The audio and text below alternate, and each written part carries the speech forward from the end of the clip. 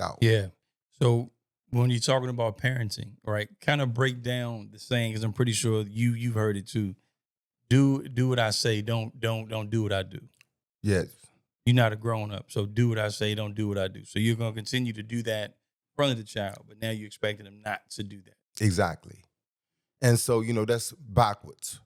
And so, we have a lot that we need to learn in our community as far as parenting aspects and dealing with the household, because a lot of us feel that the panacea is removing the child from the home and giving them sport and play and games and things to do for a few hours and send them right back into, excuse my language, but the hellhole that they came up out of. But we got to correct it inside the house. That's what we're missing. If I was in awe, sir, when I saw the 2003, the 2023-24 SOL scores here in Lynchburg. Uh, they was, Lynchburg public schools are predominantly black. The public schools are predominantly black, and the black kids in these schools, whether they was third, fourth, fifth, or sixth graders, was scoring at scores way below the national scores in reading, math, and science, and everything else. But their counterparts who did not, was not the dominant factor there, they scoring higher than them. The whites and the Hispanics are scoring higher than the blacks. So I can't blame the teachers. I can't blame the school system. I can't blame the school board. I got to look inside my house. Yeah. So how important do you think the household is, knowing that you were, basically a product of your household? There's a lot of people, a lot of parents nowadays, they're getting younger Yes. and they're still trying to live their life Yes. while trying to raise a kid, quote unquote. Yes. So how did that shape your mind when you got to the point to say, you know what, it really starts in the home. It's not really all these outside factors, because if you don't get it right there, that opens up the door to outside access. So could you talk about that? Well, I didn't recognize that until later on in years. I'm a father now. I have a 12-year-old, so I look at things differently now from a father aspect or a parent. And so I care about something that I produced and brought into this world. And so I got to look at not only myself, but the road that I want him to travel. And so the way that I put things into aspect now, I can see myself when I was the little boy and how I was treated. So I draw mine from that. So this real learning experiences. How do you want to raise your child? What do you want to, as far as educational wise? I know that every mother wants their child to learn something. So the mother would send the child to school, but they won't teach that. They won't do no teaching at home, because a whole lot of them, to go back to the SOL scores. Mm-hmm. If the child's scores are like this, just think about what are the parents' scores, if there was some scores done on them or their parents. Yeah. You understand what I'm saying? So there's a cycle that we have not gotten into the households and broken yet. And so, as you said, mothers and parents are becoming to be younger now.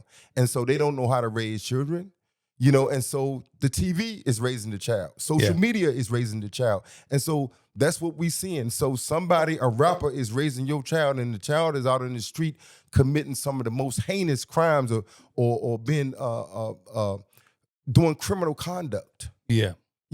Because that's what they see on TV. And so we must protect the eyes and the ears of our children. And as I said, the only way, the thing that saved me, and it's sad to say it, was prison. That's what saved me. Prison saved my life. And I went in and I ended up spending 21 years in prison for a crime that I did not do, but the crimes that I did do, I never got caught for. And so you just never know what to come back around and hit you later on in life. And then these was the worst 21 years of my life, because it was like I went through a living hell every day just to stay alive. It was violence everywhere. And so that's the way that I was for the formative years of my life. You got to recognize I went into the prison system when I was 19, didn't get out till I was 39. So my brain was still developing. I still had that spongy brain that could take in anything. And so I was tried as an adult and put in with grown men.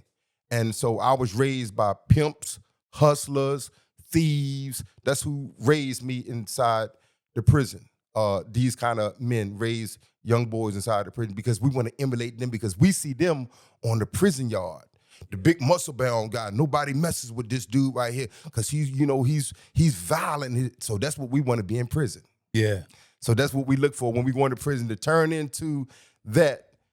We saw one on the street, one wanted to be like him. That sent us to prison. Now we in prison wanting to be like the one that's on the prison yard. That's eventually going to lead us to the grave. Yeah. So I do want to go back to the SOL conversation. Yes. But I do want to continue what you're saying, because it's almost like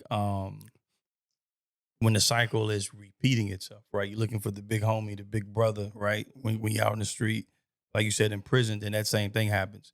So talk about the importance of like what is that search going on? Like what is happening? Because you see a lot of times where a lot of young black men, especially, we gravitate towards someone higher, whether that's an absence of a father, an absence of a leader. How does that impact that young man?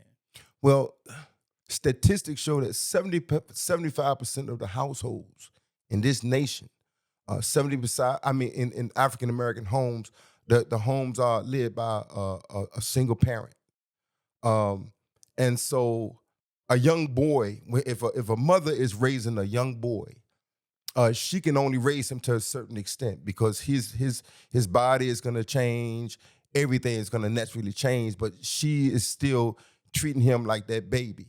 And that father's not there. And so he's looking for, if he don't have a big brother that's a real big brother, he is going to be looking for that kind of big brother. And normally most of them will find it in the gang. There's no father. So, and then most of the leaders around here, even your pastors now, don't deal with the young kids on the corner.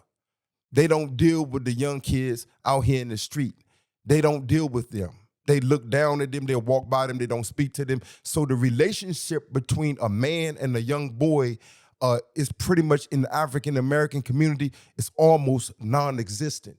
Yeah. And then when the ones that they do meet, is these milquetoast type of men that they can't relate to. If you understand what I'm saying, the meek, weak type guys that they really can't relate to, or somebody that can provide them with some guidance and structure.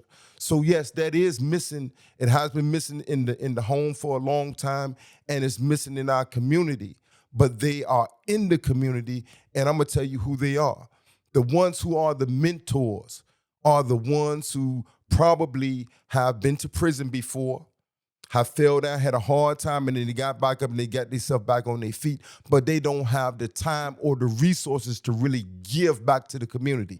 They more focused on themselves now, but they see it and they recognize it, and they know that was them, just like I recognize that was me. That's why I'm out here doing the things that I do, so that no kid will repeat what I did. And so I try to jump in the middle of it.